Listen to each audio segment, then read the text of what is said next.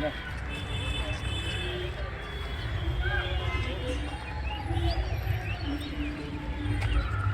ये ना सीधा वाला। सर जी, सर जी इधर थोड़ा एक मिनट बता तो आ रहा है। पीछे तो है यार। और पीछे सबका नहीं आ रहा ना। हाँ। सर जी इधर थोड़ा देख लिया जाए। टेढ़ा एंगल से कैसे लीजिए। सिंह की गिरफ्तारी एक विशेष टीम के द्वारा की गई है।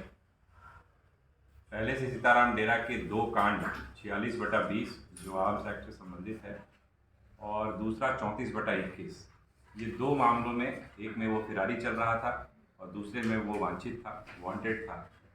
तो उसमें काफ़ी दिनों से इस प्रकार की आसूचना भी हम लोगों को पिछले कुछ दिनों से मिल रही थी कि इसके द्वारा फ़ोन, व्हाट्सएप वगैरह के माध्यम से एवं सोशल मीडिया के अन्य प्लेटफॉर्म्स का यूज़ करते हुए लोगों से रंगदारी मांगने का प्रयास किया जा रहा है।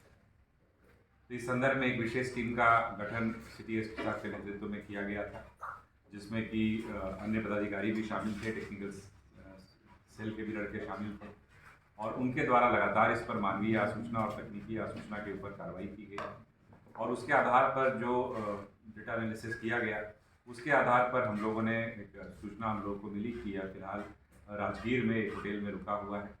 वहाँ पर टीम गई और वहाँ पर जाकर के सत्यापन करने का प्रयास किया तो वहाँ पर हरीश सिंह को हिरासत में लिया गया। वहाँ पर भी पुलिस को एक प्रकार से चकमा देने की इसके द्वारा कोशिश की गई और अपने आप को दूसरे व्यक्ति के रूप में प्रस्तुत करने का प्रयास किया गया।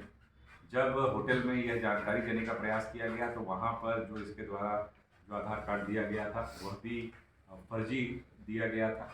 इसके अलावा जब इसके पास से सर्च किया गया तो इसके पास से 4 मोबाइल फ़ोन भी बरामद हुए हैं, जिसमें कि फर्जी सिम कार्ड भी, बेसिकली फर्जी आईडी पर, जिसमें कि फ़ोटोग्राफ इसका है लेकिन बाकी डिटेल्स किसी और के हैं और वो एक्चुअली में ओरिजिनल आईडी नहीं है। जो आईडी ओरिजिनल नहीं है उसमें गलत तरीके से उसको बनवा करके रखा गया है।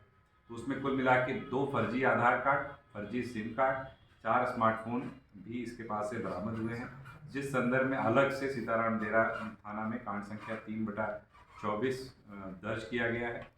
यह भी सर्वविदित है कि पिछले कुछ समय पूर्व माननीय डीजीपी महोदय के द्वारा इस पर 40,000 रुपये का इनाम भी घोषित किया गया था, क्योंकि यह एक कुख्यात अपराध कर्मी रहा है और इसके अगर आपराधिक इतिहास की बात करें तो कई चर्चित कांडों में यह संलिप्त रहा है और कुल मिलाकर के 30 कांड जो है इसके विरुद्ध दर्ज किए गए हैं अभी तक और एक लंबे समय से ऐसा कह सकते हैं कि जमशेदपुर में एक तरीके से आपराधिक गतिविधियों में ये शामिल है।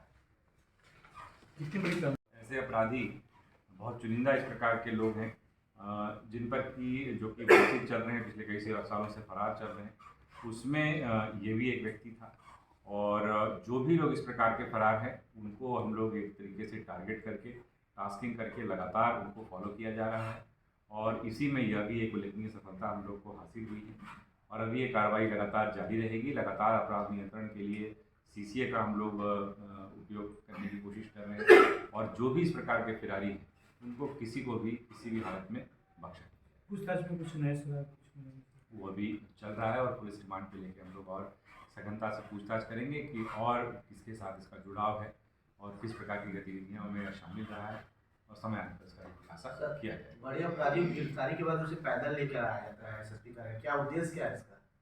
नहीं, ऐसी बात नहीं है, कोई